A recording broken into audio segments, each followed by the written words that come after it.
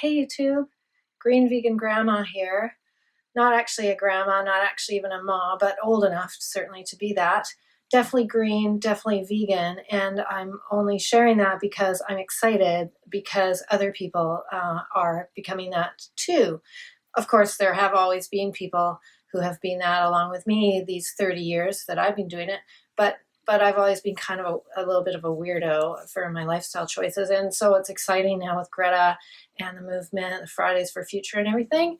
And so I just wanted to do a little update video because it's been a while. I got a job in the public school system, and that's keeping me very, very busy. It was very exciting to be in the school system when Greta landed in by sailboat in New York City in September, and to watch the students become aware of her and the movement, and some of them really embraced what that was all about. So that was cool.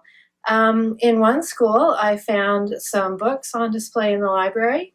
And in another school, I found this teacher magazine.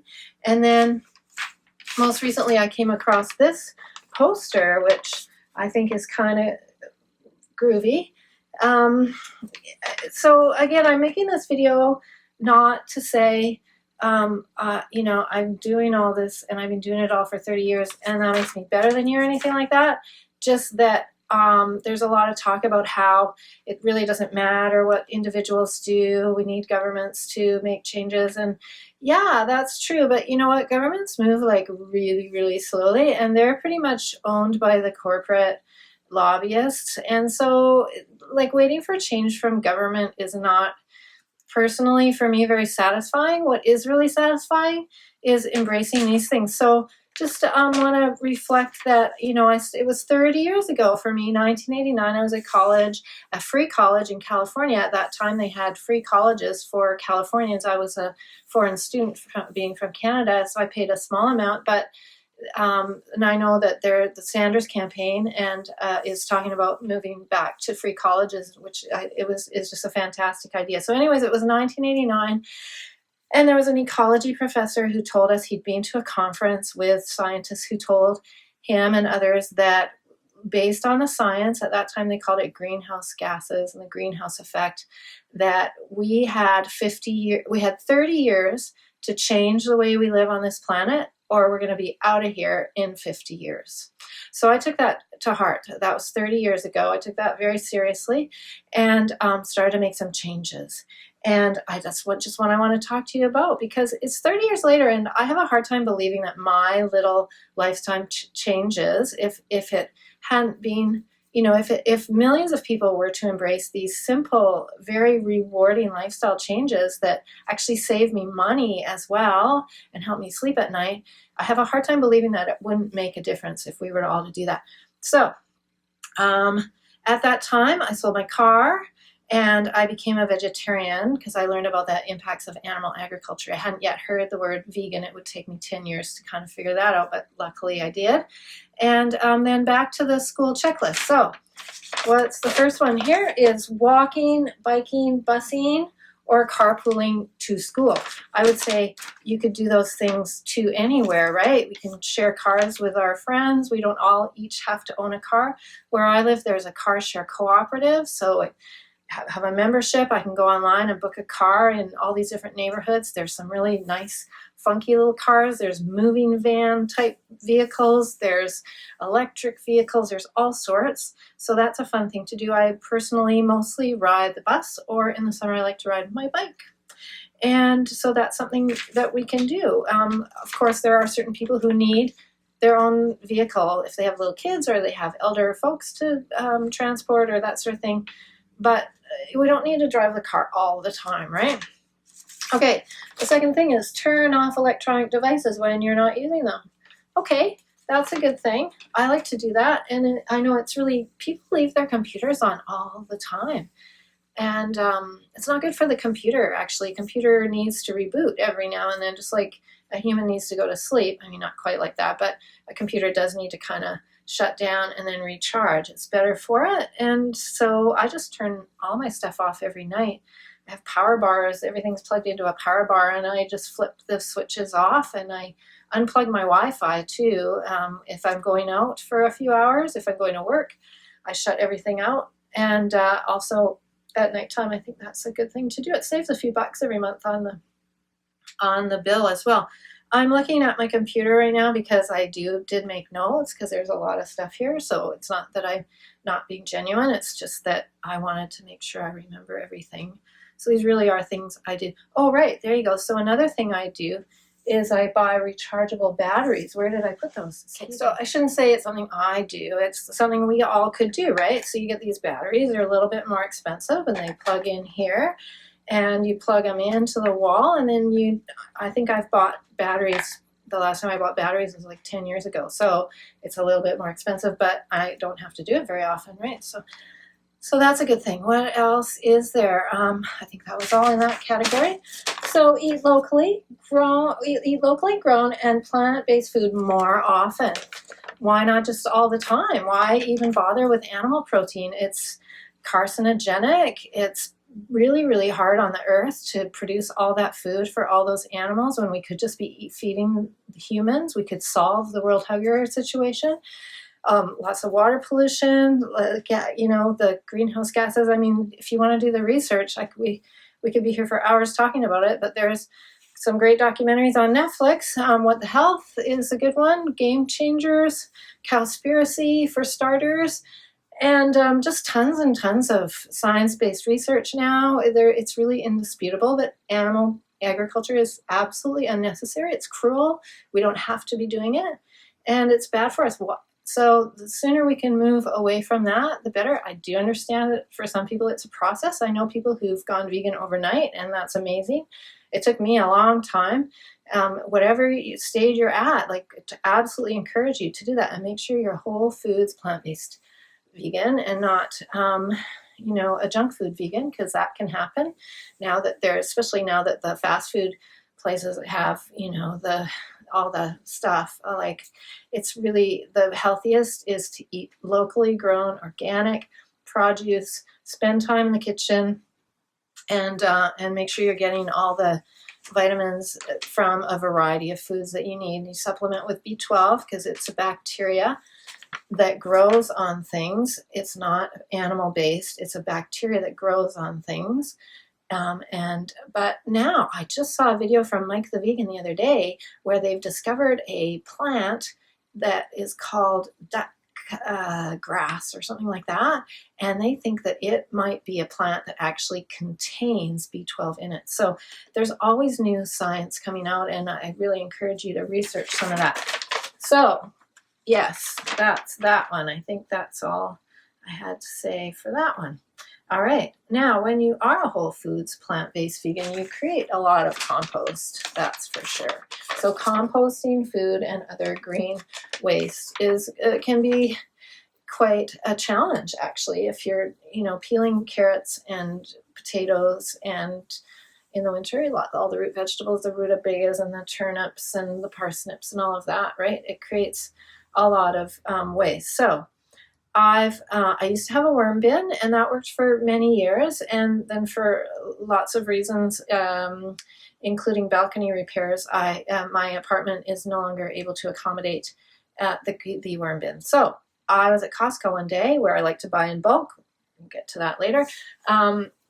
But this lady was demoing this machine, and it was a little bit out of my price range, but it was so cool. I just had to invest. So it has a bucket where you put in this many food scraps, and then the bucket goes into the cylinder here, and you plug it in, and it takes a couple hours. It's pretty low energy usage. I think it's worth the energy that it uses. And apparently what it does, it dehydrates all these vegetable scraps. So I tend to make sure and chop them up so that they fit in there. This container here has probably 3 or 4 rounds of dehydrated veggies. So I can gift that to my gardening friends, and they can mix it in with their soil in the spring, and the nutrients are still intact. Like the enzymes are still intact because it dehydrates at a very low temperature. So I just thought that thing was so cool. There are food scraps that don't go into that composter though. Like I have a trap in my sink that catches some of the stuff that, so it doesn't clog up my drains, or pipes, I mean. And then, so I dump that into a container, and along with things like orange peels and onion peelings, which are antibacterial, which is good for humans, but not so good for worms because they eat it's a bacteria that they go for. So it tends to take a long time for that sort of thing, onion, garlic, and citrus peelings to break down. So I put those into this other compost container, and I take that downstairs to the green bin, which the city picks up, and then really not sure what they do with all of that. But I figure between these two, I'm saving the best of the stuff for myself and my friend gardeners, and I can use it. I used it in my houseplants as well. Just mix it into the new soil that I add to them. So that's my cool compost news. And whatever you're doing for composting, there's probably lots of other ways of doing it as well. But if you live in an apartment, these are kind of cool machines. All right, the next one says buy less stuff. Now that's not difficult if you live on a relatively low income, like myself, and I have done all these years. And also buying in bulk, right, is a great way to do things. So I have found some tricks over the years. Thrift stores are a great thing. It's like a treasure hunt. Every time you go in there, there's all kinds of amazing things. I buy pretty much all my clothes there. And you can have like clothing swaps with your friends, right? When you get tired of your things and they haven't quite worn out yet, organize a trading swap. Some communities have them, I've noticed, and you can get all together and just trade clothes with your friends. Then there's things like, looks a little gooey. I use this quite a lot. This is a shampoo bar from Lush, which is one of my favorite stores because they actually support ending animal testing in labs and stuff. So you get this metal container, you buy the soap, and then no more containers after that. That's it. All I do is I go in and buy the this is the conditioner one, and there's different varieties. This obviously are well used. And then away you go. There's a zero waste store in town where I buy this lovely toothpaste, and it is actually a paste, and I love it. I use it at every night before I go to sleep. In the daytime, I use regular plant-based toothpaste with no fluoride. Fluoride is really hard on the body, but other subjects. So this is a reusable jar. And I can take this jar back to the zero waste store and they fill it up and away we go, right? So that's pretty groovy. So again, a little bit more expensive, but I don't have to spend so much at the dentist, and sometimes there are things worth investing in. This is dental lace, vegan dental lace. So this little bauble, it comes out. I just put a new one in, so it's not coming out right now. But again, I got the little container, little glass container, and when I need new dental floss, I go to the zero waste store and I get that. What else did I have listed here? So buying in bulk, right? I like to keep plastic bags and use them over and over again. And I take those plastic bags to various stores, like the bulk tea store. There's a wonderful place called Silk Road Tea. And I go there, and actually they have metal containers, and I can refill these metal containers and then make lovely tea. Or I just carry the tea home from other stores and transfer it from the plastic bag into a jar. And that's a way cheaper way of getting it. And then I don't have those, those tea bags often are bleached, right? Like, I don't want to put that in my body. And then you're left with this tea bag. What do you do with that? So this way I just have tea leaves. I go into my compost. Everybody's happy. I think that's what I had for that category. So other ideas. I'm really interested in hearing your ideas too. I'm sure there's other things that I can add on. This didn't all just happen overnight. This is really a lifetime, 30 years of conscientiously living with regard for the earth. Whether or not there's a climate crisis, I don't want to live in a place where there's big landfills and polluted water and plastic crap all over the oceans. Like, it just makes sense to me to do these things. So if it makes sense to you too, I'd love to hear from you and know what you're doing. And if we did this all together, lots of us, I think then that would make a difference, right? And when the people lead, the leaders will follow. They say, I don't necessarily believe that, but imagine if all these kids of leaders, so-called leaders, started to say, hey, like, why aren't we doing these things? Then maybe their parents would start to do these things, and maybe they would think about implementing legislation to encourage others to do these things. I don't know. Where does it start? Well, I think it starts here. So, all right, now this next one I'm actually not very good at. Where are we? Hang on. No, I am good at this one. Avoiding products with a lot of plastic packaging. So yeah, I like plastic bags. I like to wash them. I like to dry them on this funky rack. I like to sort them into different types of plastic. So there are plastic bags that I can reuse. There are soft plastic that I'm just not going to reuse. And even though I tried not to bring it home, there's just so much of it. So I take these soft plastic items that I'm not going to reuse to the local recycling collection that happens once a month in my neighborhood. And sometimes I am able to volunteer at that if I have time. It's just all run by neighborhood volunteers. And then a big truck comes at the end of the day and they take away all this stuff from the neighborhood, that styrofoam and batteries and plastics and those little foil containers and all that stuff. And apparently, it actually does go to a place where most of it gets recycled. So the thing is, when you put it in your blue bin, I don't know, does it go? Where does it go? You hope that it goes somewhere, but you can't where I live, you can't put soft plastic in the blue bin. So I don't want to live in a world clogged with plastic. I want to do my part. So that's what I do with that. And then the other part of that is the blue bin. And so there's the rest of the stuff that gets picked up at the curbside sort of thing, or from the apartment building. If I have things like the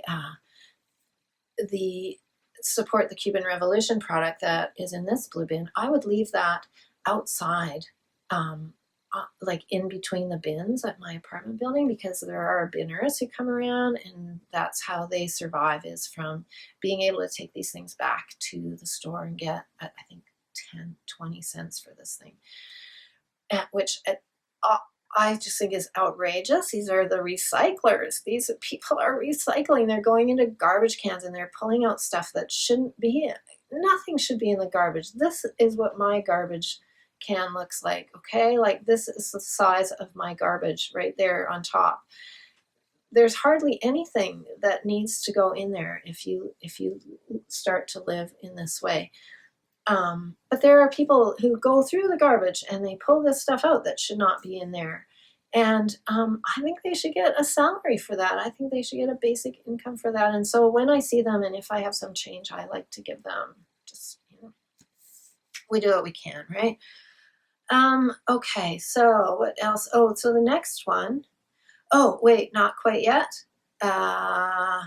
Right, so those plastic bags, they go to the store with me. I can put bulk items in there. I can put veggies in there. I bring them home. If I need to rinse them out, I rinse them, I dry them, I do it all again, right? There's no need to take plastic bags from grocery stores all the time. And then, of course, you carry the cloth bags to the grocery store. And at first, it becomes, there's all these things. I have to remember all these things. But over time, it just is a habit. It's just like I have an extra grocery bag in my backpack that comes with me everywhere I go. And if I happen to find a store and there's stuff on sale and oh my gosh, it doesn't fit in my backpack, but I've got my extra cloth bag in here. I also carry these bamboo cutlery sets. So if I happen to find myself somewhere where there's something I didn't think about and I need suddenly some cutlery, I've got this. I don't have to get the plastic crazy container or the plastic cutlery. And also plastic containers. You could take plastic containers to if you do go out for dinner, right? And there's some leftovers, you can put those in your plastic container. You don't have to ask the restaurant for some. Or let's say you go to a deli and there's a nice salad that you want. Some places will do this, some places won't because of health regulations or whatever. But sometimes you can just hand them your plastic container and say, could you put this in there? Places like Green Cuisine restaurant where I live, if you bring your own container and fill up from their buffet, they'll give you 5% off. They'll also, of course, they weigh the container at the beginning so that they deduct the weight of the container because it's all charged by weight. There's just, when you stop and think about it, every time you take one of those containers, it just becomes it just becomes more that you have to deal with at the other end. And I personally just don't want to be responsible for very much of that, as little as possible. So avoiding products with lots of plastic packaging. Plant native trees. That's a nice idea. I live in an apartment. I can't really do that. Although I can support people who do that, right? I can support wilderness organizations. I can join organizations. Like there was a group locally a few years back who were planting native nut and fruit trees. I don't know whatever happened to them. But certainly, I know in the fall there's an organization that goes around to different neighborhoods, and if you have a fruit tree in your backyard, one fruit tree will make a huge amount of fruit, and they'll come and pick that fruit for you, and they'll leave you some, and then they take some, and then they distribute it, however. But so there's lots of stuff going on. There's also native mushrooms, depending where you live. You got to know what you're looking for. And there's all kinds of native plants. I mean, the First Nations people live on these lands for hundreds of thousands of years. There are actually, native plants that we could be protecting and planting and nurturing and then harvesting the leaves off of, right? So it's probably good knowledge to know for after the apocalypse, especially. Okay, conserving paper. I work in a school, a bunch of different schools, actually. I go to different schools, and I'm amazed how many kids know when the conversation comes up naturally at recess or whatever about oxygen coming from trees and plants. I'm very impressed with how many kids understand photosynthesis, although they may not call it that. But surprisingly then, on the other end of it, if you give them a piece of paper that is like recycled, like if there's something on the back and you say, let's just draw on this side, it's surprising how many of them don't want to do that. They want that pristine paper. I'm not sure what that's about. But so I don't know. You can't force anything on anybody, but personally, I like using the backside of paper. If there's a bunch of recycling in the recycle bin at a library or an office somewhere, or if you're at a university, there's recycle bins all over the place, and there's recycling in the bins, I take that home, right? And then I sort it. I sort it into a pile that can be put into a printer, and I give that to my friend who has a printer because I don't have a printer. Occasionally I need something printed, and then I feel okay asking her because I supply her with this paper that she likes to also reuse for her purposes. And then there's paper that just is not going to get reused. I've read it. I've shared it around. It's going to have to just go in the recycle bin and hopefully get repurposed into more paper. And is that it? Is there more paper? Okay. Oh, I know. What we don't need to use is handkerchiefs. You don't need to use Kleenex. I like to cut up old clothes, so I wear them until I can't wear them anymore, and then I cut them up into squares that I have two piles of rags. Basically, one pile of rags is used for cleaning, and the second pile of rags is used for blowing my nose. And I carry 1 or 2 or 3 of these in my backpack and on my person everywhere I go. And then if I need to do if I go to a restaurant or I end up buying an ice cream, a vegan ice cream or whatever, and I've got messy hands, I don't have to take a paper napkin. I have these little pieces of things that easily go into the laundry and can be reused over and over. And so I don't have to use trees for that. I don't have to use paper towels. It's way cheaper, and I think it probably saves a lot of trees. And plus, if you blow your nose, if you have a cold and you blow your nose into Kleenex, you get, it gets really, it feels yucky and dry and yucky. But if you're blowing it into a cloth, it's much nicer. I'm realizing that, I'll put it into this category, the reuse and repurpose items. I'm just gonna add something. Actually, I think it would go back into the buy less stuff category. I forgot to include this, where I buy a big thing of vinegar and then I put it into a smaller spritz jar, and then I never have to buy another spritz jar until that one breaks. And then I clean everything with that. Really, you can, unless you never clean, like you only clean once a month or something, and then you're probably going to need some stronger cleaner. But if you kind of spritz your shower after you're in there and wipe out the bath and spritz down the counter in the bathroom and the kitchen and stuff once in a while, you really don't need anything other than vinegar. It's really quite wonderful. Also, soap. I buy this big thing of soap and then I put it into the smaller thing of soap. And I don't know, it doesn't save a lot, but it saves some money and it means I never run out of soap, basically. And I don't know, it's just kind of another way of trying, right?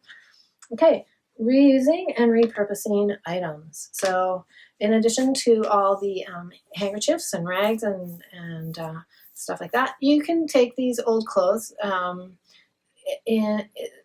sweatshirts are good for chopping into shapes that you can use for menstrual pads, ladies. I did that for a long time. And alternatively, people make these lovely pads that are washable and that sort of attach underneath so they stay in one place. But I find, personally, I did that a bit, but they're expensive, and so necessity being the mother of invention, right? For years, I did that with menstrual pads and then rinse them out and then chuck them in the laundry and away you go, right? Christmas and birthday cards you can keep, of course, and wrapping paper and ribbons, and use those over and over and over and over again. I don't think I've ever bought Christmas wrap, quite honestly. And also bottling wine. So, I think it's okay to drink wine, and it's fermented grapes, right? And it's expensive though, like in all that glass bottles. So what I've done is I've got a collection of glass bottles, and I go to the local wine store and I fill up the bottles. I pay probably $6.50 a bottle, I think it works out to. And I'm supporting a local business, and I'm reusing these bottles, and I have a nice little relaxation set up for after a busy day at work, sort of thing. And I think that's a nice thing to do. Also, if you bottle your own wine, you can ask the bottlers, or like another thing to do is get a kit and bring it home and bottle it yourself, and then it's even cheaper. But I do not have the space or the time for that, so I pay them a little bit extra at the store, and then they do all the processing part of it, and they just phone me when it's time to bottle it, basically. But I can, when I order the wine, I can say, please don't add any additives. So on my file, there's a big note that says, do not add anything, because I learned, I did not even know this until I started bottling my wine, that wine often contains shellfish. It's called isinglass, I think. And there's one other thing that it's called. But it's basically ground up shells, fish, I think. Could have it's been a long time since I researched it, and they put it into wine to clarify it, and that's the only purpose. And quite frankly, my wine, I don't think it looks cloudy, and so what, like, it tastes okay, it doesn't have any grit or anything, and I'm vegan, and I don't see the point of putting shellfish, so they don't put that in my wine when they make it for me at the store. And also no sulfites. So I don't need sulfites in there. I'm not storing this wine for years and years. I'm just drinking it. So that's kind of nice. I feel a lot healthier doing it that way. And like I say, it's way cheaper. So, okay, what's next? Turn down the heat and wear a sweater. Honestly, I do not do this. I live in an apartment. it's a sunny apartment. I'm very lucky. It's a sunny apartment, so I get a lot of natural heat and sunlight. I don't like to be cold, you know. I live in a cold climate and, well, coldish. And I was born into a much colder climate, and I've had my share of being cold, and I don't want to be cold. And I think I do all these other things. If I lived in a mansion or something, which I wouldn't because it's too much of a big footprint on the earth, I would just feel terribly guilty about that. But, you know, in houses, I remember my folks' house had different, they installed different temperature things in each room, right? So you can control the temperature in each room. It's not necessary to have the entire house heated all the time. So, so I thought of other things that I do also to kind of make up for the fact that I don't do that. Plus, I have an apartment full of house plants, and I don't think they want to get cold either. So there are other things that I do. For example, I dry my own clothes. I do not spend $2.25 on drying a load of clothes, and I haven't done that for probably 30 years. So that adds up to a lot of money. If you think of $2 a week for 30 years, that's, you know, tell me that individual choices don't make a difference, okay? So I take them to the laundry room, wash them in cold water, and I carry them upstairs and I hang them on a rack. And it adds a bit of moisture to the room. The clothes last longer because apparently when you clean out the thing in the dryer and there's lint, that's your clothes disappearing. They don't have static electricity. And then another thing, so that's the laundry part, is to, I wash dishes, right? I do not have a dishwasher. I wash dishes. Now, I know this is an extra item that but they last quite a long time. Unfortunately, they have to go in the garbage, though. That is one thing that I put in the garbage because they're rubber and they can't be recycled. But rubber is made from trees that don't have to be chopped down, so, everything's a compromise, right? But, yeah, so washing dishes and not drying clothes is how I make up for what I don't do in this department. Definitely carry a water bottle. Okay, this is my water bottle, and there's two of them. This one has a lovely thermal thing on that my friend gave me, and then she let me paint stuff on it. And I carry that one in the school, and that way it protects the glass, because these are glass, which I really like. They're from Costco, and I don't like to put water into plastic or aluminum. So I like these ones. I carry two of them. They're heavy, right? But I figure that keeps me strong. I put them in my backpack. I carry two of them a day. I drink those at school. It's distilled water. I do not buy filtered water. And it's a whole other video about why I do distilled water. I've been doing it for 3 years, I think. And my eyesight has improved ever since I started doing it. I think there's a lot of benefits to the distilled water.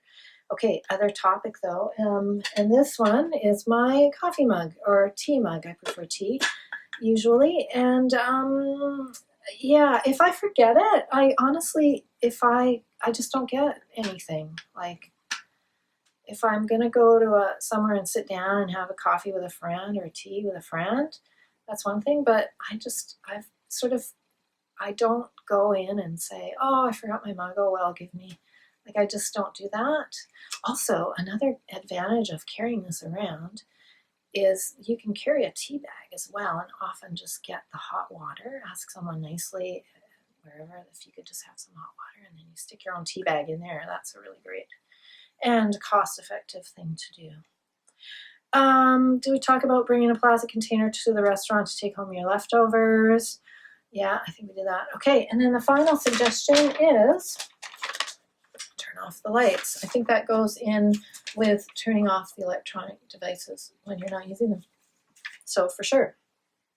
And yeah, like I say, I got it all rigged on power bars, and I just easily flick those off and on throughout the day, whether I'm home, depending on whether I'm home or not, or going to sleep or what is going on. So anyways, I like this. I appreciate that I work in an industry that promotes this sort of behavior.